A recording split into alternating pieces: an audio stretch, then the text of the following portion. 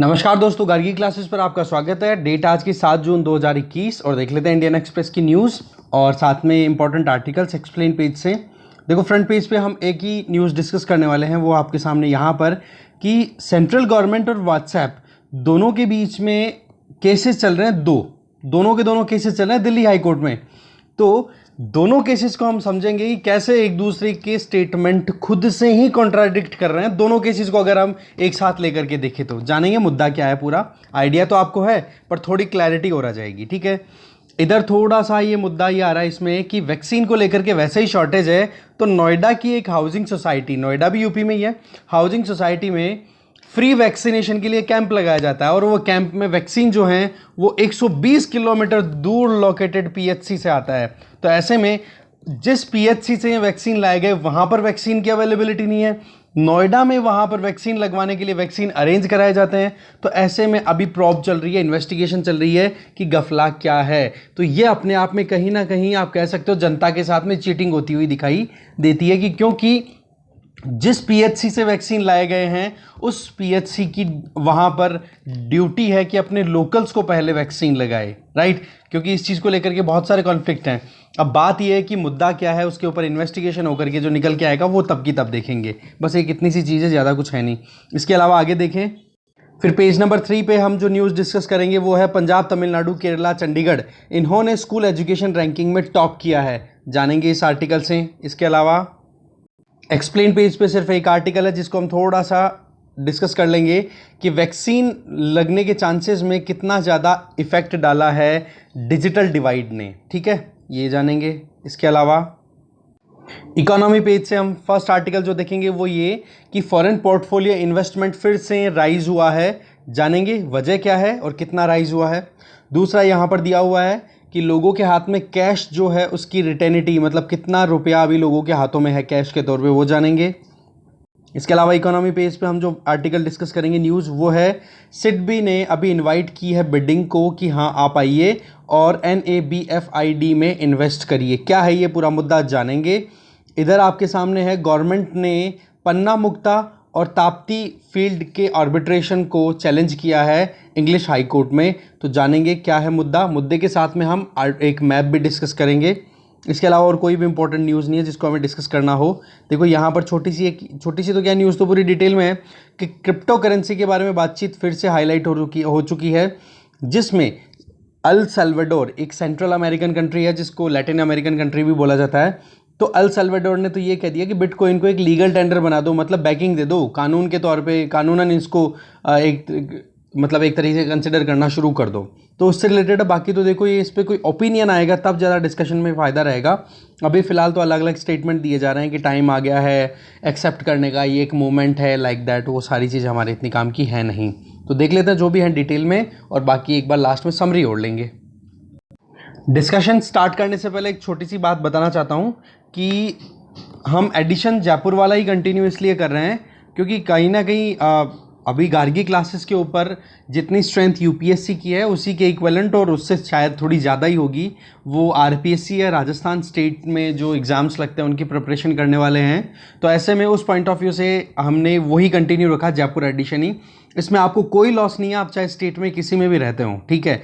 तो ऐसे में जो नेशनल और इंटरनेशनल न्यूज़ है वो हमेशा कॉमन मिलेगी आपको, ठीक है। हाँ, हो सकता है कोई फ्रंट पेज की जगह सेकंड पे मिल जाए, सेकंड की जगह फोर्थ पे मिल जाए, वो एक थोड़ा सा लोकेशन का डिफरेंस मिल सकता है। बाकी न्यूज़ जितनी भी इंपॉर्टेंट है वो हम एज इट इज़ डिस्कस करते हैं।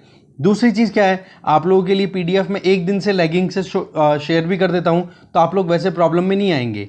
तो थोड़ा सा अगर आपको खुद की जैसे स्टेट स्पेसिफिक आपकी खुद की न्यूज़ गेन करनी है तो उसके लिए आपकी वहाँ की करंट अफेयर की कोई मैगजीन आती हो, आप उस पर रिलाई कर सकते हो। जैसे यूपी में है, बिहार में है आप, या फिर हिमाचल में है, गुजरात में, कहीं से भी हो आप, ठीक है। तो उसके लिए आपकी लोकल न्यूज़ के लिए तो आपको वहीं पर आने वाली मैगजीन्स पर आपको रिलाई करना पड़ेगा। बाकी इंडियन एक्सप्रेस में न्यूज़ ज़्यादा डिफरेंट नहीं आती हैं अगर नेशनल या इंटरनेशनल इश्यूज़ की बात की जाए, ठीक है। तो बेसिकली मैंने ये कमेंट को आंसर किया था जिसमें मैंने बताया था, तो उस पॉइंट ऑफ व्यू से मैंने आंसर किया है, ठीक है। देखते हैं हम न्यूज़ को डिटेल में। फ्रंट पेज पे फर्स्ट न्यूज़ है WhatsApp versus government of India, दो केसेस हैं दिल्ली हाई कोर्ट में और दोनों में व्हाट्सएप भी खुद के स्टेटमेंट्स में कॉन्ट्राडिक्शन देख रही है, तो गवर्नमेंट ऑफ इंडिया भी कॉन्ट्राडिक्शन देख रही है। तो ऐसे में एक तरफ तो केस आपको पता ही है कि अभी जो 26 मई को रूल्स फाइनलाइज हुए हैं 2021 के जो सोशल मीडिया प्लेटफॉर्म्स के रेगुलेशन से संबंधित, उसमें तो व्हाट्सएप ये कह रहा है कि गवर्नमेंट ऑफ इंडिया जो है वो राइट टू प्राइवेसी को ब्रीच कर रहा है। देखो आप, एक केस तो है जिसमें व्हाट्सएप पहुंच गया कोर्ट में और ये कहा कि गवर्नमेंट जो है नए रूल्स के बेसिस पे राइट टू प्राइवेसी को ब्रीच कर रहा है। ठीक है, कि उसमें मांगा जा रहा है कि ओरिजिनेटर कौन है, किसने ये पोस्ट शुरू की है, उसकी डिटेल दो। तो बोला एंड टू एंड एनक्रिप्शन करके हम रखते हैं, तो ऐसे में government of India right to privacy को वायलेट करती है। पहला केस क्लियर है। अब दूसरा केस आ जाओ। व्हाट्सएप ने 1 जनवरी 2021 से अपने खुद के प्लेटफॉर्म के ऊपर लगातार एक नोटिफिकेशन डाल रहा है, जो आज भी आप व्हाट्सएप यूज़ करते हो तो आपके सामने आता है वो पॉपअप होके कि भाई प्राइवेसी पॉलिसीज जो है व्हाट्सएप की वो चेंज हो रही हैं और उसमें आपको अपना डेटा शेयर करने के लिए अप्रूवल देना है। ठीक है, तो इसमें क्या होगा कि व्हाट्सएप की जो पेरेंट कंपनी है फेसबुक, वो व्हाट्सएप से बिजनेस रिलेटेड डेटा को एक्सेस करेगा और वो अपने मार्केटिंग पर्पसेज के लिए यूज करेगा। तो यहां पर गवर्नमेंट ऑफ इंडिया का ये कहना है कि व्हाट्सएप की ये पॉलिसीज बहुत गलत हैं और यूजर की प्राइवेसी को वायलेट कर रही हैं। अब आप देखो दोनों की दोनों तरफ कि यहां पर तो गवर्नमेंट के ऊपर ब्लेम कर रही है व्हाट्सएप कि आप प्राइवेसी को वायलेट कर रहे हो, और यहां पर गवर्नमेंट व्हाट्सएप पे ब्लेम कर रही है कि आप यूजर की प्राइवेसी वायलेट कर रहे हो। तो दोनों में कॉन्ट्राडिक्शन है कि नहीं, और दोनों पार्टीज सेम है। आप ये देखो, तो इन दोनों को अगर कंबाइन करके देखा जाए तो यहां पर एक बैलेंस बनने की जरूरत है, और यही चीज यहां पर बताई जा रही है इस पूरे आर्टिकल के अंदर। देखो यहां पर कि व्हाट्सएप प्राइवेसी पॉलिसीज को लेकर के पहुंच गया और आर्ग्यूमेंट देने लग गया कि ये जो पॉलिसीज हैं, ये अभी जो गवर्नमेंट ने अब इंट्रोड्यूस की है, बोले ये गलत है, ये कहीं ना कहीं आप देखोगे कि प्राइवेसी पॉलिसीज के अगेंस्ट में जा रहा है। और सरकार ने क्या बोला, बोले कि ये जो डेटा व्हाट्सएप अपनी तरफ से लगातार कोशिश कर रही है व्हाट्सएप की तरफ से कि हाँ हम जो डेटा शेयरिंग करेंगे फेसबुक के साथ में उसके लिए आप अप्रूवल कर दो, तो ऐसे में इधर भी violation of informational privacy article 21 के वायलेशन है। तो ये चीज़ें कहीं ना कहीं बार बार हमें दिखाई देती है। तो यही मेन कॉन्सेप्ट था। बाकी तो देखो दिल्ली हाई कोर्ट अब क्या डिसाइड करता है क्या नहीं करता, वर्डिक्ट आएगा तब पता पड़ेगा। मेन मुद्दा हमें क्लियर हो गया, आगे चलते हैं। ये तो आपको पता होगा ही कि हमारे आर्टिकल 21 के अंडर में राइट टू प्राइवेसी को हमने अभी कंसिडर करना शुरू कर दिया जब से केएस पुट्टास्वामी केस आया है 2017 का। उसके बाद में देखो व्हाट्सएप ने ये प्राइवेसी पॉलिसीज़ को फ्लॉट किया था, यूरोपियन यूनियन में भी यूरोपियन यूजर्स से भी अप्रूवल मांगा था कि आप हमारी पॉलिसीज़ को अडॉप्ट करो, एक्सेप्ट करो। पर वहाँ पर क्या हुआ, यूरोपियन यूनियन ने जनरल डेटा प्रोटेक्शन रेगुलेशन अपना इम्प्लीमेंट कर दिया, तो उसके चलते व्हाट्सएप ने वहाँ पर इस पॉलिसी को विड्रॉ कर लिया। तो यही चीज़ हमारे यहाँ पर भी है कि व्हाट्सएप ने यही कहा है कि हम जब तक नया कोई लीगल बैकिंग नहीं आती तब तक हम नई जो हमारी पॉलिसी है जिसमें डेटा शेयरिंग की हम बात कर रहे हैं फेसबुक के साथ में, उसको हम कंटिन्यू नहीं करेंगे या एक्सेप्ट करने के लिए मतलब एक प्रेशर नहीं बनाएंगे यूज़र के पास में। पर आप एक चीज़ देखो, गवर्नमेंट ऑफ इंडिया का भी कहना है ना, आपने भी एक्सपीरियंस किया होगा कि व्हाट्सएप जब भी हम ओपन करते हो तो हमारे सामने वो डायलॉग बॉक्स निकल के आता है। तो ऐसे में सरकार ये कहती है कि हमारे यहाँ पर अभी तक पर्सनल डेटा प्रोटेक्शन बिल ही बना हुआ है, जो कि पार्लियामेंट्री जॉइंट स्टैंडिंग कमेटी के पास में अभी होल्ड पे है, वो वहाँ पर बातचीत हो रही है, डिस्कशन चल रहा है इस बिल के ऊपर। उसके बावजूद यहाँ पर लीगल बैकिंग नहीं है, उसके बावजूद आप बार बार ये डिमांड कर रहे हो यूजर से कि हाँ हमारी प्राइवेसी पॉलिसी है उसको एक्सेप्ट करो, तो बोले ये चीज़ गलत है। और इसी चीज़ को लेकर के गवर्नमेंट ऑफ इंडिया और व्हाट्सएप के बीच में खींचतान हो रही है। और ट्विटर के साथ में आपको पता ही है, वो भी एक अलग ही पूरा माहौल चल रहा है, पूरा मुद्दा चल रहा है। तो ये सारी चीज़ें यहाँ पे बताई जा रही है। और आपको ये तो पता पड़ेगा कि सिग्निफिकेंट सोशल इंटरमीडियरी साइट किनको बोला जा रहा है, जहाँ पर 50 लाख या उनसे ज़्यादा यूजर्स होंगे उनको। तो व्हाट्सएप का आपको पता ही है 50 लाख या करोड़ों के अंदर यूजर्स हैं इंडिया में। अब यहाँ पर देखो पुट्टास्वामी केस के बारे में सुप्रीम कोर्ट ने क्या कहा। इस जजमेंट में ये कहा सुप्रीम कोर्ट ने कि इंफॉर्मेशनल प्राइवेसी 9 फंडामेंटल प्राइवेसीज में से एक है और उसको कोई भी ब्रीच नहीं कर सकता, क्योंकि हर एक इंडिविजुअल को ये इंश्योर किया हुआ है। अब आप देखोगे गवर्नमेंट ने जो नई रेगुलेशंस डिक्लेयर की है, जिसमें गवर्नमेंट ने ये कहा है कि सेक्शन 4 क्लॉज 2 इंटरमीडियरी गाइडलाइंस जो अभी 26 मई से लागू हुई हैं, उसमें ये कहा है कि कहीं से भी अगर कोई भी पोस्ट ओरिजिनेट होती है तो उस ओरिजिनेटर के बारे में इंफॉर्मेशन डिस्क्लोज करनी होगी।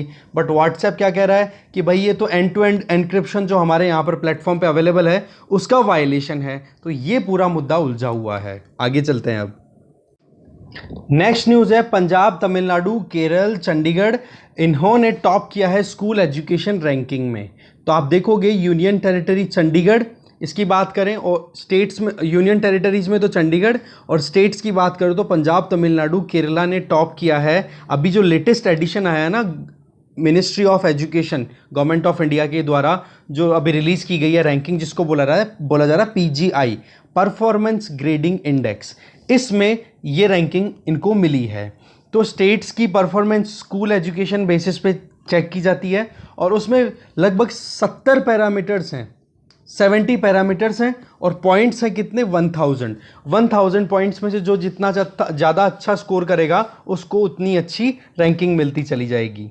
जिसमें एक्सेसिबिलिटी पर भी ध्यान दिया जाता है, इंफ्रास्ट्रक्चर कितना अच्छा बना हुआ है स्कूल में, इक्विटी है कि नहीं, बच्चों में देखो तो जेंडर गैप तो नहीं है कहीं पे, साथ में ये भी देखा जाएगा कि upper class, lower class, caste division, वो सारे सेगमेंट्स देखे जाएंगे, और लर्निंग आउटकम मेन रहेगा। इसके अलावा यूनिफाइड डिस्ट्रिक्ट इंफॉर्मेशन सिस्टम जो कि फॉर एजुकेशन प्लस, इस प्लेटफॉर्म से भी आइडियाज़ लिए जाएंगे कि हाँ एक डिस्ट्रिक्ट में कौन कौन सी स्कूल ऑपरेट हो रही हैं, कहाँ पर उनका स्टेटस है, कितना बिल्डिंग इंफ्रास्ट्रक्चर है, क्या उनका स्ट्रेंथ है, कितनी लड़कियाँ पढ़ती हैं, कितना वहाँ पर इन्वेस्टमेंट आ रहा है, वो सारी चीज़ें देखेंगे। इसी तरीके से नेशनल अचीवमेंट सर्वे भी इसका मेन एक पॉइंट है जहाँ पर से ऑब्जर्व किया जाता है इस PGI को फाइनल आउट करने से पहले। इसी तरीके से मिड डे मील स्कीम कितनी अच्छी से इम्प्लीमेंट हो रही है, पब्लिक फाइनेंशियल मैनेजमेंट सिस्टम भी देखा जाएगा, और शगुन पोर्टल, ये ऐसे कुछ और चीज़ें हैं जहाँ पर से स्कूल डेटा अवेलेबल होता है स्कूल एजुकेशन से रिलेटेड, और वहाँ पर से पूरा एनालिसिस करके और फिर ये PGI डिक्लेयर किया जाता है। तो ऐसे में ये पूरा आर्टिकल एक एक लाइन इंपॉर्टेंट है आपके सामने, ठीक है। आगे चलते हैं। नेक्स्ट आ गए हम एक्सप्लेन पेज पे, जिसमें आर्टिकल जो डिस्कस कर रहे हैं वो how the digital divide impacts young India's vaccination chances. तो इसमें देखेंगे कि डिजिटल डिवाइड का क्या असर है इस पूरे मुद्दे पर। देखो अभी सुप्रीम कोर्ट में केस चल रहा है, suo motu case, that means कि गवर्नमेंट, सुप्रीम कोर्ट के द्वारा बहुत सारी रिपोर्ट्स देखी गई, न्यूज़ देखी गई, तो ऐसे में सुप्रीम कोर्ट ने खुद से स्वतः संज्ञान ले लिया कि भाई ये मैटर क्या चल रहा है। जब से आपने 18 से 44 साल के लोगों को वैक्सीन देने की बात की, तब से आप कह रहे हो कि कोविन वेब पोर्टल पे आपको लॉगिन करना पड़ेगा, रजिस्ट्रेशन कराना पड़ेगा, और फिर आपको अपने जो स्लॉट्स हैं वो बुक करने पड़ेंगे, उसके बाद में आपको वैक्सीन मिलेगा। तो यहाँ पर सबसे बड़ी प्रॉब्लम ये है कि सरकार ने एक रियलिटी को इग्नोर कर दिया, और वो रियलिटी क्या है, डिजिटल डिवाइड, कि बहुत सारे लोग अभी भी इंडिया में ऐसे हैं जिनके पास में स्मार्टफोन नहीं है, इंटरनेट कनेक्टिविटी नहीं है, लैपटॉप या कंप्यूटर से वो कनेक्टेड नहीं है, एजुकेशन में उनके पास में ज़्यादा बेस नहीं है कि वो इंग्लिश में लॉगिन कर सके, इंग्लिश में टर्म्स को अंडरस्टैंड कर सके। ये सारी चीज़ों को ध्यान में देखते हुए सुप्रीम कोर्ट ने ये कहा कि भाई जागो, सुबह हो चुकी है, कॉफ़ी तो कम से कम सूंघो, रियलिटी क्या है आपके सामने। तो ये चीज़ बोली गई है सुप्रीम कोर्ट के द्वारा सेंट्रल गवर्नमेंट को। तो ऐसे में सेंट्रल गवर्नमेंट को थोड़ी सी झटके भी लगे, पर हाँ अल्टीमेटली फिर क्या कर दिया गया कि अपने रीजन सरकारी हॉस्पिटल में जितना भी वैक्सीनेशन प्रोग्राम होगा उसमें ऑन द स्पॉट आप जाइए, या वैक्सीनेशन कैंप लग रहा हो कहीं पे, वहाँ पे जाइए और सीधा अपनी ID सबमिट करो और वैक्सीन ले लो, ठीक है। तो इस चीज़ में कहीं ना कहीं पहले जो डिजिटल प्लेटफॉर्म्स पे लॉगिन करना और अभी जो है वो सीधा अपनी ID ले जा करके अपनी वैक्सीनेशन के कंप्लीट कर देना, इन दोनों चीज़ों में रात दिन का अंतर है। तो ऐसे में डिजिटल डिवाइड को आइडेंटिफाई करना बहुत ज़रूरी है। तो अब बात यह है कि कितना वाइड है ये डिजिटल डिवाइड इंडिया में। तो ऐसे में लोक नीति CSDS नेशनल इलेक्शन स्टडी 2019 के तहत इंडिया में हर 3 बंदों में से 1 बंदे के पास में स्मार्टफोन है। ये ध्यान रखेंगे, हर 3 में से 1 बंदे के पास में स्मार्टफोन है। मतलब कितना हो गया, ये अराउंड 67% स्मार्टफोन पेनिट्रेशन आप देख सकते हो। अप्रोक्सीमेटली 90% स्मार्टफोन यूजर्स जो हैं वो इंटरनेट के साथ में कनेक्टेड हैं, ये भी है। तो 67% आप निकाल लो जितने भी टोटल पॉपुलेशन है उसका, फिर उस 67 का आप 90% निकालो, उतने लोगों के पास में इंटरनेट कनेक्टिविटी है। इसके अलावा हाउस होल्ड वाइज देखेगी, एक एक फैमिली वाइज देखे जाए तो 16% ही ऐसी फैमिलीज हैं जो कि एक्सेस रखती हैं कंप्यूटर या लैपटॉप के साथ में, और 10% फैमिलीज ऐसी हैं जहां पर इंटरनेट कनेक्शन है घर पर।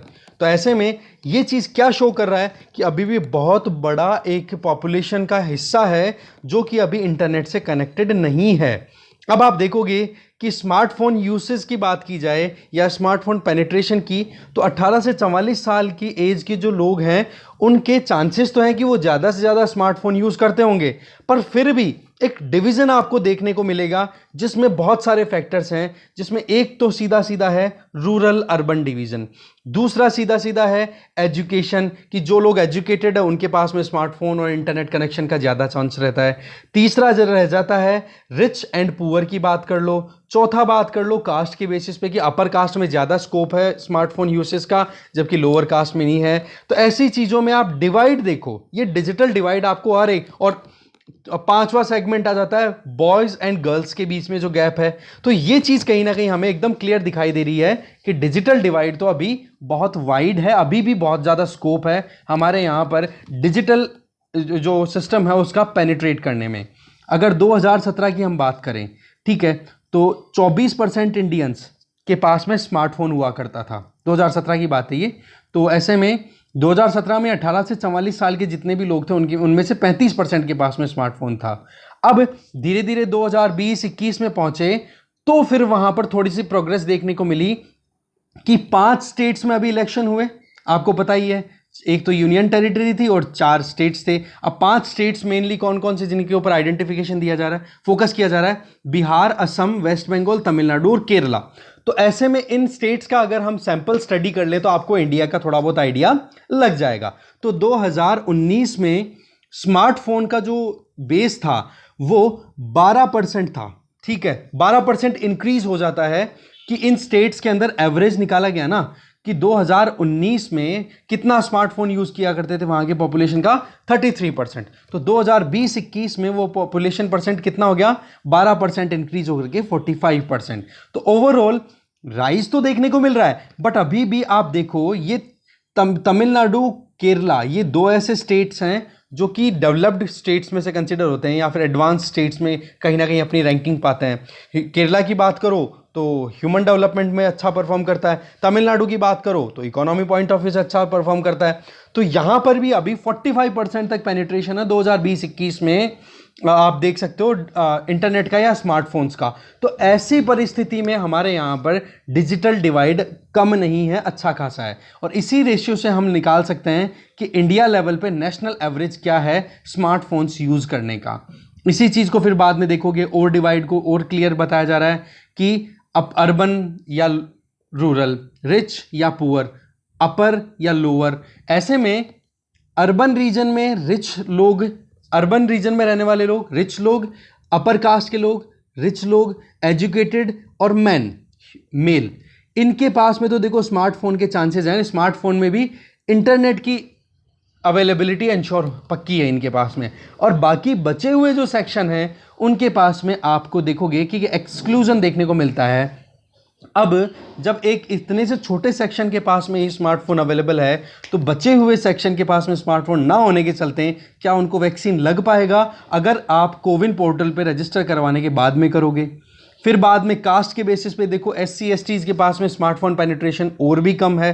इसी तरीके से आप देख लो सुप्रीम कोर्ट ने ऑब्जर्व किया है कि लिटरेसी का भी बहुत इफेक्ट आ रहा है। ग्रेजुएटेड लोगों के पास में स्मार्टफोन ज़्यादा है, इलिटरेट लोगों के पास में स्मार्टफोन कम है, पहली बात। दूसरी, स्मार्टफोन है भी तो उनके पास में एक्सेसिबिलिटी इतनी ज़्यादा नहीं है, और रही सही में फिर इंग्लिश में आपने लॉन्च किया शुरू में तो रजिस्ट्रेशन में और ज़्यादा प्रॉब्लम आ रही थी। तो पॉइंट यहाँ पर ये ही निकल के आ रहा है, डिजिटल डिवाइड बहुत है, कम नहीं है। रूरल अर्बन डिवाइड की हम ऑलरेडी बात कर ही चुके हैं। कॉलेज एजुकेटेड लोगों के पास में लगभग 74% लोगों के पास में स्मार्टफोन है। दैट मीन्स अभी भी कॉलेज एजुकेटेड लोगों के पास में 25 जने ऐसे हैं हर 100 में जिनके पास में स्मार्टफोन नहीं है।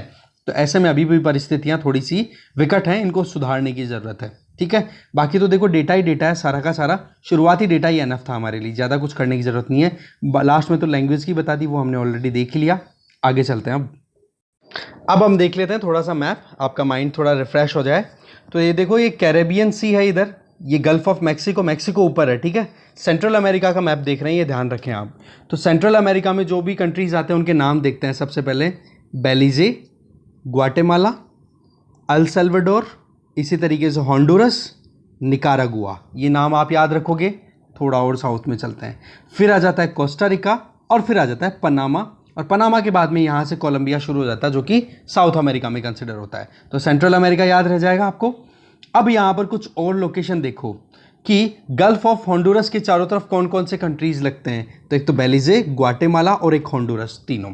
दूसरी चीज़, अल सल्वाडोर जो है वो केवल और केवल पैसिफिक ओशन से अपनी कोस्ट शेयर करता है, कैरेबियन सी या अटलांटिक ओशन से कोई कनेक्शन नहीं है, ये ध्यान रखोगे, क्योंकि इधर ही देख सकते हो आप, अल सल्वाडोर, सैन सल्वाडोर यहाँ की कैपिटल हो गई। ग्वाटेमाला, ग्वाटेमाला सिटी यहाँ की कैपिटल होगी। बेलीजे की होगी बेलमोपेन, सॉरी, थोड़ा प्रोनाउंसिएशन में प्रॉब्लम हो सकता है, थोड़ा सा कॉप अप करो, ठीक है, ध्यान दो थोड़ा सा। इसी तरीके से होंडुरस की कैपिटल यहाँ पे देख सकते हो तेगुसिगैल्पा, ठीक है, तेगुसिगैल्पा करके। निकारागुआ में एक लेक है, लेक का नाम आप जरूर याद रखोगे, मानागुआ, ठीक है। इसके अलावा मैनागुआ ही कैपिटल है यहाँ की, निकारागुआ की, तो प्रॉब्लम नहीं आएगी। मैनागुआ लेक, मैनागुआ और लेक निकारागुआ, मतलब कंट्री के नाम पर भी लेक है तो वहाँ की कैपिटल के नाम पे भी लेक है। इसके अलावा कोस्टा रिका, सैन जोस, ये कैपिटल है। इसी तरीके से पनामा नहर यहाँ पर है, देखो पनामा कैनाल, जो कि कैरेबियन और सी को कनेक्ट करती है, किससे, इधर पैसिफिक ओशन के साथ में। तो ये मैप बड़ा इंपॉर्टेंट है, इसमें एक एक लाइन अच्छे से देखोगे, क्योंकि सेंट्रल अमेरिका का मैप है ना, आपको बहुत रेयर देखने को मिलता है डिस्कशन में, और कई बार क्वेश्चन बन जाते हैं इधर से, ठीक है। और पनामा कैनाल ज्वाइन किससे करती है, ये तो पता पड़ गया आपको, कैरेबियन सी को पैसिफिक ओशन के साथ में। बाकी यहाँ पे और बाकी गल्फ्स हैं वो और देख सकते हो, जो भी आपके सामने कैरेबियन सी आप देख ही रहे हो। ये कैरेबियन आइलैंड में जमैका है ही, ये कैमन आइलैंड है इधर, ये ऊपर की तरफ आ गया, नॉर्थ अमेरिका स्टार्ट हो जाता है, जहाँ से मैक्सिको, फिर उसके ऊपर जाते हो यूएसए, फिर कनाडा, ये और बाकी कंट्रीज आ जाते हैं, ठीक है। तो ये मैप आप एक बार ध्यान से और देख लो, मैं अप एंड डाउन स्क्रॉल कर रहा हूँ, कुछ भी चीज़ छूटनी नहीं चाहिए आपकी, ठीक है। चलते हैं आगे। अब बात आ जाती है ऑयल फील्ड की, जो हम इकोनॉमी पेज पे जो टॉपिक डिस्कस करेंगे ना, जिसमें गवर्नमेंट ऑफ इंडिया ने चैलेंज किया है इंग्लिश हाई कोर्ट के सामने, ठीक है। तो वो ऑयल फील्ड्स है ना, वो दो ऑयल फील्ड्स का नाम क्या, तीन ऑयल फील्ड्स का नाम है। एक तो इन दोनों को मर्ज करके बोला जा रहा है, पन्ना और मुक्ता, और एक ये है ताप्ती, ठीक है, ये ध्यान रखेंगे। तो सबसे पहली चीज़ तो ये लोकेटेड कहाँ पर है, ये वाला रीजन कहलाता है बॉम्बे हाई, अरेबियन सी में, जहाँ से आप देखोगे कि क्रूड ऑयल, गैस, इनका एक्सप्लॉइटेशन किया जाता है, ठीक है, नंबर 1। दूसरा ये है गल्फ ऑफ कैम्बे, खंबात की खाड़ी जिसको हिंदी में बोला जाता है, ठीक है। तो ये लोकेशन बड़ी इंपॉर्टेंट है इन तीनों की, आप ध्यान रखोगे, ठीक है। और यहाँ पर आप देख रहे हो महानगर गैस पाइपलाइन यहाँ से हो जाती है, कनेक्शन को थोड़ा ध्यान से देख लें आप, ठीक है। फिर यहाँ से ये देख सकते हो मुक्ता और पन्ना से पाइपलाइन डाली हुई है, जो कि फिर आगे जाती है, हजीरा यहाँ पर आ जाता है, देखो ये हजीरा गुजरात में। इसके अलावा ये देखो अंकलेश्वर, वडोदरा, ठीक है, भरूच, ये देखो यहाँ पर सूरत, यहाँ पर ताप्ती रिवर के किनारे पर लोकेटेड है। ये बहुत इंपॉर्टेंट मैप, आप ये ध्यान रखो। मैं इसको थोड़ा जूम आउट कर देता हूँ, थोड़ा और ध्यान से देख लो, एक साथ आपको समझ में आ जाए। यहाँ पे गुजरात आई गया, यहाँ पे आपको पता ही है महाराष्ट्र आ जाता है, ठीक है। अब चलते हैं न्यूज़पेपर पे फिर से डिटेल में कंटेंट को और जानने के लिए। तो मुद्दा ये है कि गवर्नमेंट ने चैलेंज किया पन्ना मुक्ता फील्ड के लिए जो आर्बिट्रेशन आया है उसको इंग्लिश हाई कोर्ट के अंदर।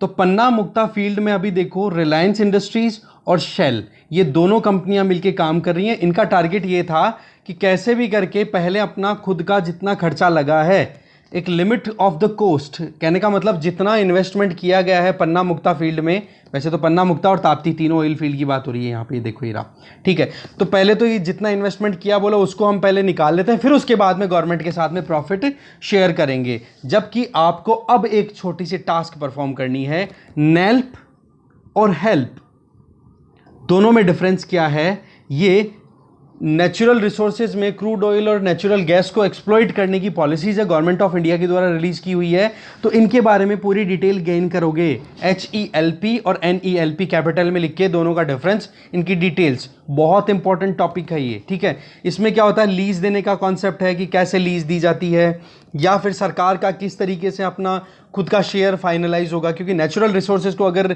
कोई भी प्राइवेट कंपनी एक्सप्लॉइट करती है तो वो नेचुरल रिसोर्सेज पे राइट किसका होता है जी, वहाँ के लोगों का। तो उन लोगों का शेयर इंश्योर करने के लिए नेल्प और हेल्प जैसी स्कीम्स लाई गई थी। तो अभी लेटेस्ट जहाँ तक मुझे ध्यान है हेल्प है या फिर नेल्प है, मुझे कन्फ्यूजन है थोड़ा सा, तो हेल्प और नेल्प को आप अच्छे से पढ़ो और बता सको तो कमेंट बॉक्स में ज़रूर बताओ, फिर मैं पिन कर दूंगा आपके कमेंट को, जिससे कि बाकी आपके दोस्त जो हैं वो भी देख पाएँ उनको।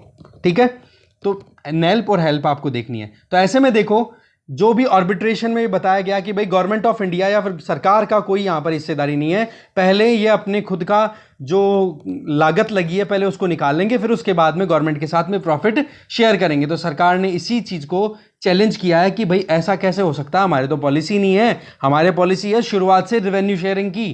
ठीक है, जब से आप एक्सप्लॉइटेशन शुरू करो तब से ही सरकार का हिस्सा बनना शुरू हो जाएगा। पहले क्या था कि भाई पहले तो ये जो कंपनियां हैं कोई भी नेचुरल मतलब नेचुरल गैस या फिर ऑयल को एक्सप्लॉइट कर रही हैं, एक्सप्लोर कर रही हैं, तो पहले खुद का हिस्सा रखती थी, फिर बाद में सरकार के साथ शेयर किया करती थी। पर अब सरकार ने क्या कह दिया कि भाई पहले शुरुआत से ही आप शेयरिंग करनी शुरू कर दो। तो ऐसे में क्या कर दिया गवर्नमेंट ने, इसी चीज़ को क्लैरिफिकेशन पॉइंट ऑफ व्यू से एक तरीके इंग्लिश हाई कोर्ट के सामने ही इसको चैलेंज कर दिया कि भाई रिव्यू करो, आप इसको करेक्ट करो। ठीक है, आगे चलते हैं। नेक्स्ट इंपॉर्टेंट न्यूज़ है कि फॉरेन पोर्टफोलियो इन्वेस्टमेंट फिर से राइज हुआ है। 7,967 करोड़ रुपए आए हैं सिर्फ 4 दिनों में इंडिया में इन्वेस्टमेंट के तौर पे। तो इसमें सेंसेक्स निफ्टी दोनों राइज होते हुए दिखाई दे रहे हैं। पर सवाल यह है कि क्या ये लॉन्ग टर्म टिकेगा जी, इसमें डाउट है। वजह कि यूएसए में नंबर पहली वजह, यूएसए में जितना कुछ भी वहाँ पर अभी अकोमोडेटिव स्टांस लाया जा रहा है वहाँ के फेडरल रिजर्व मतलब वहाँ के सेंट्रल बैंक के द्वारा, तो उसके चलते क्या हो गया, इंटरेस्ट रेट बहुत कम चल रही है एक तो बैंकों में, तो उसकी जीरो के लगभग। तो ऐसे में लोगों को लोन अवेल कराया जा रहा है। तो लोन अगर सस्ते में अवेल कराया जा रहा है इसका मतलब लिक्विडिटी बहुत ज़्यादा है वहाँ के मार्केट में, मतलब नंबर ऑफ डॉलर्स बहुत ज़्यादा हैं। तो नंबर ऑफ डॉलर्स अगर ज़्यादा हैं तो लोग क्या करेंगे, ऐसी जगह पर ले जाकर अपना पैसा इन्वेस्ट करना चाहेंगे जहां पर उस डॉलर की वैल्यू ज़्यादा हो। तो वो किसकी तरफ आ जाते हैं, फिर वो जो इमर्जिंग इकोनॉमीज़ हैं उनकी तरफ, जैसे कि इंडिया और चाइना। और इसी के चलते कहीं ना कहीं इंडिया में ये सर्ज देखने को मिला है। आपने देखा कि हमारे यहाँ पर अप्रैल और मई 2 ऐसे मंथ थे जिस टाइम पे कोविड ने बहुत ज़्यादा रेज दिखाया और उसके चलते हमारे यहाँ से इन्वेस्टमेंट विड्रॉ भी होने लग गया था। बहुत सारी न्यूज़ आ रही थी, हमने देखा भी था कि फॉरेन पोर्टफोलियो इन्वेस्टर्स हैं वो विड्रॉ कर रहे हैं पैसे को। ठीक है, तो ऐसे में उस इन्वेस्टमेंट का रिटर्न होना अपने आप में एक एनकरेजिंग तो है, पर दूसरी तरफ ये भी है कि फेडरल रिजर्व जैसे जो सेंट्रल बैंक्स हैं डेवलप्ड कंट्रीज़ के, वो कहीं ना कहीं इस चीज़ को भांप चुके हैं कि डॉलर की वैल्यू डाउन होने के चलते हमारे यहाँ से इन्वेस्टर्स पैसा निकाल करके दूसरे कंट्रीज में लेके जा रहे हैं। तो अब अगर फेडरल रिजर्व इंटरेस्ट रेट को थोड़ा सा भी राइज करता है या फिर कोई भी इन्वेस्टर अगर यूएसए में इन्वेस्ट करता है और उसको वहाँ पर रिटर्न अच्छी मिलेगी तो वो इंडिया में इन्वेस्ट नहीं करेगा, क्योंकि यूएस इकोनॉमी में ज़्यादा कॉन्फिडेंस है लोगों का as compared to emerging economies like India. ठीक है, तो ऐसी परिस्थितियों को देखते हुए थोड़ी सी वल्नरेबिलिटी तो है, पर वही बात है, अच्छी बात है हमारे यहाँ पर इन्वेस्टमेंट आता है। तो पर मेन जो पॉइंट यहाँ पर राइटर इसमें बताया जा रहा है कि वेरिएशन किस चीज़ का आ रहा है। तो वेरिएशन एक तो मैंने आपको बता दिया है कि यूएसए जैसे कंट्रीज में क्या माहौल बना हुआ है, और दूसरा है कि लिबोर अभी जो है वो कहीं ना कहीं एक फेवर कर रही है इन सारी कंपनीज को या इंडिविजुअल्स को कि वो इंडिया में आकर या इंडिया जैसे इमर्जिंग कंपनीज में आकर के इन्वेस्ट करे। अब लिबोर का मतलब क्या होता है वो मैं बता देता हूँ, LIBOR, इसका फुल फॉर्म हो जाता है London inter bank offered rate. इसमें क्या होता है, इंटरनेशनल मार्केट्स में बड़े बैंक्स जो हैं वो एक दूसरे से उधार लेते देते रहते हैं। ठीक है, और उसके लिए ये एक बेंचमार्क इंटरेस्ट रेट फिक्स की जाती है शॉर्ट टर्म लोन्स के लिए। सिमिलरली अगर यही लेन देन अगर इंडिया के थ्रू किया जाए इंडिया की रेट्स के हिसाब से, तो हमारे यहां पर चलती है मीबोर, मतलब इसमें एल की जगह एम हो गया, मतलब Mumbai inter bank offered rate. इसमें भी क्या होता है, शॉर्ट टर्म लोन लिए जाते हैं, ग्लोबल बैंक्स ट्रांजैक्ट करते हैं और ये इंटरेस्ट रेट होती है जिसके बेसिस पे वो लोन लेना देना चलता रहता है। तो ये दोनों चीजें मिलकर के फेवर किस तरफ कर रही हैं कि आप इमर्जिंग मार्केट्स में जाकर के इन्वेस्ट करो। बाकी तो देखो और चीज़ें आप खुद से देख लोगे। मेन जो पॉइंट्स थे 2 पॉइंट मैंने एक्सट्रैक्ट करके आपको समझा दिए हैं। आगे चलते हैं। इकोनॉमी पेज पे जो न्यूज़ है दैट इज सिडबी ने अभी बिड इनवाइट की है, प्रपोजल दिया है कंसल्टेंसी के लिए, कंसल्ट भी कर रही है कि 20,000 करोड़ रुपए इन्वेस्ट कर दो NABFID में। तो बेसिकली सिडबी के बारे में अब आपको पूरी डिटेल गेन करनी है, ठीक है। Small investment development bank of India something है, small industries development bank of India, SIDBI small industries development bank of India.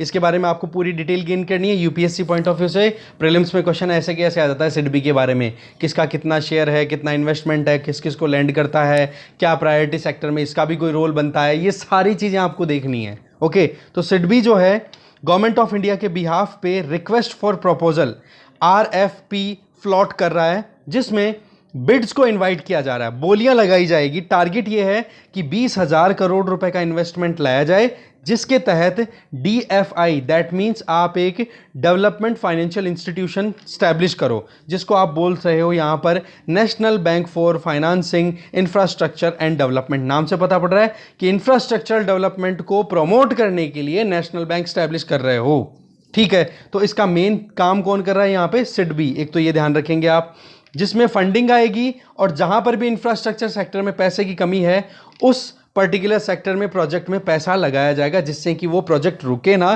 क्योंकि आने वाले टाइम पे आपको पता ही है इंफ्रास्ट्रक्चर ही कहीं ना कहीं मल्टीप्लाइंग इफेक्ट शो करता है कि आज तो चलो रोजगार देगा जो लेबर है उनको, कारीगर को, इनको, फिर उसके बाद में मल्टीप्लाई इफेक्ट होगा, ये होगा कि मान लो कोई बड़ी बिल्डिंग बनी है कोई, है ना, तो वहाँ पर अच्छे अच्छे प्रोजेक्ट होंगे, बड़ी बड़ी कंपनियाँ खुलेंगी, लीज पे जाएगी, पैसा बनेगा, रोजगार मिलेगा, ज़्यादा भी नहीं तो बाहर रोड पे थड़ी खुल जाएगी, समझ गए। तो ये चीज़ें आप देख सकते हो मल्टीप्लाइंग इफेक्ट्स में आते ही हैं। तो पार्लियामेंट ने देखो मार्च में national bank for financing infrastructure and development bill, जिसको हम बोल रहे हैं ना बिफिड, ठीक है, यूं बोल दो आप शॉर्ट में, NABFID बिल 2021 को अप्रूव दे दिया था, जिसका काम क्या था जी?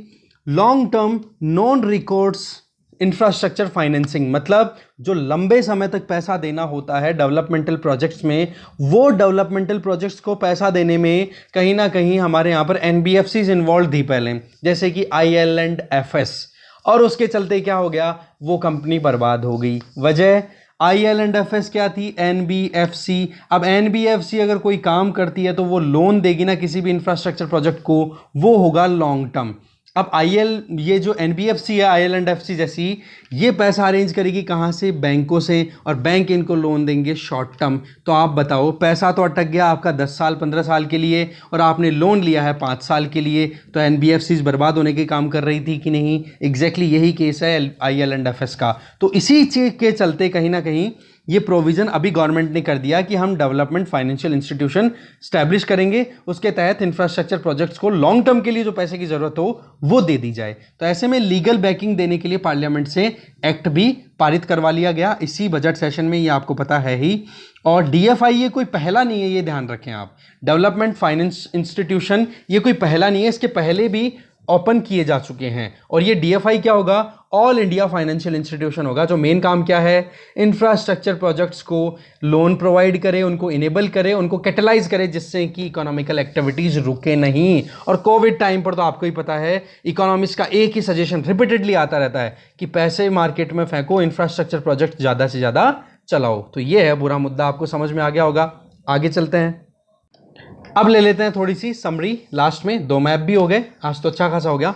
चलिए कोई नहीं। फर्स्ट ये है, सेंट्रल गवर्नमेंट अब फिर से अपनी उसी चीज़ पे आ गई है जिस चीज़ के ऊपर लगातार दबाव बनाया जा रहा है। जुडिशरी ने भी अच्छे खासे कान खींच दिए सेंटर के, और स्टेट्स भी कह रहे हैं कि भाई आप ऐसे कैसे कर सकते हो। और अभी जो ये इंडियन एक्सप्रेस का आइडिया एक्सचेंज है ना, इसमें शिवराज सिंह चौहान आए हुए हैं, मध्य प्रदेश के CM, तो इन्होंने भी यही कहा कि सारे CM मिलकर के अगर सरकार पे दबाव बनाएंगे तो ज़रूर वैक्सीन प्रोक्योरमेंट पॉलिसी के ऊपर रीथिंक करेगी सरकार, और वही हुआ है। और तो बाकी इसके अलावा आप देख सकते हो कि पहली बार अच्छा हुआ है कि हम 6 हफ्तों में, पिछले 6 हफ्तों के अंदर देख रहे हैं कि 3,000 से कम डेथ रजिस्टर हुई है इंडिया में, जो कि अच्छी बात है। इसके अलावा और तो कुछ और काम का मुझे लग नहीं रहा है। देखो वैक्सीन ड्राइव तो चली रही है, डोर टू डोर वाला जो आइडिया हम बार बार डिस्कस कर रहे थे वो अब कहीं ना कहीं इंप्लीमेंट होता हुआ दिखाई दे रहा है। इसके अलावा आगे देखते हैं, महाराष्ट्र में 35 IPS ऑफिसर्स या तो ऑन रोल हैं, अभी ड्यूटी पे हैं या रिटायर हो गए, उन पर 4 करोड़ रुपए का फाइन लगा दिया। वजह कि या तो उनका ट्रांसफ़र हो गया या रिटायरमेंट हो गया, उसके बावजूद भी वो ऑफिसेज में रुके, मतलब उन जगहों पर रुके हुए थे या गवर्नमेंट ने जो फैसिलिटी दी हुई थी उनको यूज़ कर रहे थे। तो ऐसे में उन पे 4 करोड़ रुपए का फाइन लगाया गया है टोटल को। इसी तरीके से मिनिस्ट्री ऑफ होम अफेयर्स की टीम जा रही है वेस्ट बंगाल में यास साइक्लोन के चलते जो भी डैमेज हुआ उसको रिव्यू करने के लिए। और आपको पता ही है डिजास्टर मैनेजमेंट एक्ट 2005 के तहत प्रधानमंत्री ने जो मीटिंग बुलवाई थी डिजास्टर मैनेजमेंट अथॉरिटी के चेयरमैन के तौर पे, तो उस मीटिंग में वेस्ट बंगाल की सीएम और वहाँ के चीफ सेक्रेटरी बंदोपाध्याय जी लेट पहुँचे थे, तो कितनी कंट्रोवर्सी हुई थी वो हमने देख ही लिया था। आप ये यहाँ पे देखो म्यूकोरमाइकोसिस पेशेंट्स जो हैं वो परेशान हो रहे हैं इसकी जो ड्रग है उसको लेने के बाद, जिसका नाम है एम्फोटेरिसिन बी, उसको इंजेक्ट करने के बाद में पेशेंट्स में ज़्यादा परेशानियाँ हो रही हैं। ये एक चीज़ यहाँ पे बताई जा रही है। आगे देखें, एक्सप्लेन पेज पे जो आर्टिकल था वो ये कि कोविड-19 की थर्ड वेव आने की बात बार बार की जा रही है, तो बच्चों पर इसका खतरा है। तो ऐसे में बच्चों को थोड़ा ध्यान रखने के लिए यहाँ पर गाइडलाइंस, कुछ सजेशंस दिए जा रहे हैं डॉक्टर के द्वारा कि कैसे माता पिता ध्यान रख सकते हैं उनका। बच्चों में बोले अब की बार भी इन्फेक्शन देखने को मिले थे सेकंड वेव के टाइम पे, जितने कि फर्स्ट वेव में नहीं थे ना, उससे ज़्यादा केसेस देखने को मिले, पर हाँ बच्चों में सिम्टम्स कम देखने को मिले। तो ऐसे में एसिम्टोमेटिक बीमारी ज़्यादा घातक साबित हो सकती है वो। इसी तरीके से एक नया वेरिएंट है T478K जो कि पहले मेनली मैक्सिको में मिल रहा था, वो यूरोप में भी मिलना शुरू हो गया। तो देखो आइसोलेट तो करना ही पड़ेगा, अगर हम सोशल डिस्टेंसिंग का पालन कर रहे हैं तो इंटरनेशनली भी रखना पड़ेगा इन लोगों को, नहीं तो ये बीमारी ख़त्म नहीं होने वाली है। आगे चलते हैं। इकोनॉमी पेज पे अगर आप देखो तो आपके सामने सीधा सा है कि अनसर्टेनिटी इतनी ज़्यादा हो गई है लोगों के दिमाग में कि अभी करेंसी विद पब्लिक का लेवल देखो 28,62,466 करोड़ रुपए, जो कि बहुत ज़्यादा है। जब हमारे यहाँ पर डीमोनेटाइजेशन हुआ था ना 8 नवंबर 2016 को, उस टाइम पर लोगों के पास में 10.65 लाख करोड़ रुपए हुआ करते थे, समझ गए, जो बहुत ज़्यादा, बहुत ही मतलब कम लेवल तक लेके आ गए थे आप। उसके बाद में अब देखो करेंसी लेवल कितना ज़्यादा हो गया है लोगों के हाथों में। इसके अलावा वर्ल्ड पेज की ओर देख लेते हैं एक बार समरी। वर्ल्ड पेज में यूके में जो वेरिएंट है डेल्टा, ठीक है, B.1.617.2 इसको डेल्टा बोला जा रहा है, ठीक है। तो ये कहीं ना कहीं ज़्यादा ट्रांसमिसेबल है और कहीं ना कहीं केसेस ज़्यादा आ रहे हैं।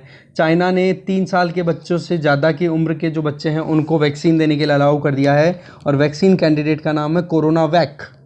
यूएस सेनेटर ने ये कहा है कि हम ताइवान को वैक्सीन सप्लाई करेंगे, जबकि चाइना के साथ में आपको पता है कॉन्फ्लिक्ट चल रहा है। ताइवान और चाइना का कॉन्फ्लिक्ट आपको पूरा नहीं पता है तो कैसे भी करके पढ़ लो, कोशिश करूँगा या तो मैं बता दूँ आपको, ठीक है। उसमें सिंपल सा यही है कि चाइना में communist party of China rule करती है, जो कि कम्युनिस्ट रूल है। ताइवान में एक रिपब्लिकन गवर्नमेंट चलती है, मतलब वहाँ पर लोकतंत्र है, गणतंत्र है। तो ऐसे में ये लोग ताइवान वाले तो कहते हैं कि चाइना वाले जो हैं वो चाइना की मेनलैंड हमारी है, और चाइना ये कहता है ताइवान जो है वो चाइना मेनलैंड का ही हिस्सा है। तो वन चाइना पॉलिसी इसको बोली जाती है। तो वन चाइना पॉलिसी को लेकर के चाइना बहुत ज़्यादा सेंसिटिव है, और इसी चीज़ के ऊपर आप देखोगे चाइना और यूएसए के बीच में जो लड़ाई चल रही है उसका एक पॉइंट ये आ जाता है कि ताइवान के साथ में यूएसए जो है वो अलाइनमेंट अपना क्रिएट करता रहता है, ठीक है। उसी के चलते वैक्सीन सप्लाई भी करेगा 7.5 लाख, इससे चाइना नाराज़ होगा डेफिनेटली, ठीक है। तो पहले टेंशन चल रही है। दूसरा आप देख सकते हो कमला हैरिस जो हैं वो लैटिन अमेरिका में पहली बार माइग्रेशन को टैकल करने के लिए गई हैं। सेंट्रल एशिया की बात हो रही है ये, तो ऐसे में सेंट्रल अमेरिका की, इसका मैप हम ऑलरेडी देख ही चुके हैं। तो डिस्कशन में इतना ही कंटेंट था जो हमने डिटेल में देखा।